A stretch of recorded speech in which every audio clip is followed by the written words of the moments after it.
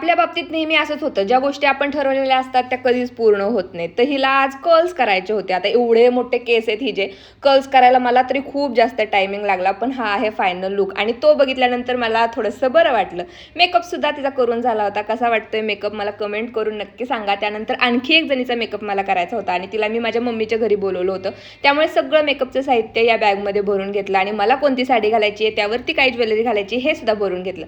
हा ड्रेस मी ऑनलाईन घेतलाय, पण यावरची दिसायला छान दिसतोय, पण यावरची जी पॅन्ट आहे ना ती पोटात थोडीशी टाईट आहे आणि माझे केस सुद्धा मी आत्ता जाताना धुतलेत. तर ही आहे प्रगती आणि हिला एकदम सटल नॅचरल मेकअप हवा होता. आमचं हे पिल्लू वाकून वाकून बघतंय आज तू नेमकी काय करते.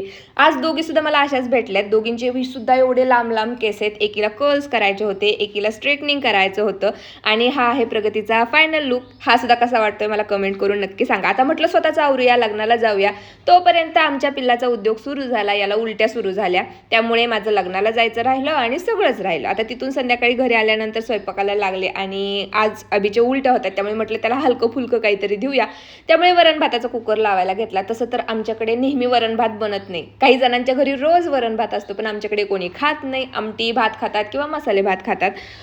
अभिला सुद्धा मला हे बळबळच खायला घालावं लागणार होतं. त्यानंतर म्हटलं कारल्याची भाजी बनवूया. मीठ लावून ठेवलं तर कारलं जास्त कडू होत नाही, पण सगळे म्हणाले की आम्हाला जेवणाची जास्त काही इच्छा नाही आहे. रात्रीचं जेवण वगैरे करून घेतलं आणि म्हटलं चला आता हा पसारा सुद्धा जिथल्या तिथे लावून घेऊया, कारण एकदा असं राहिलं की तसंच राहतं आणि व्यवस्थित ठेवलं तर आपल्याला जेव्हा हवं तेव्हा सापडतं सुद्धा. आणि माझ्या ज्या लिपस्टिक आहेत, आयलायनर वगैरे आहे, ह्या सगळ्या गोष्टी मी अशा टाकायच्या पण सापडतच नसायच्या. मग म्हटलं हा जो कंटेनर आहे ना तो इथे ठेवून देऊया आणि त्यामध्ये सगळ्या ज्या लागणाऱ्या गोष्टी आहेत त्या ठेवूयात, म्हणजे जेव्हा मला हवा असेल त्यावेळेस आरामात काढून घेता येईल. चला भेटूया नेक्स्ट ब्लॉगमध्ये. तोपर्यंत बाय.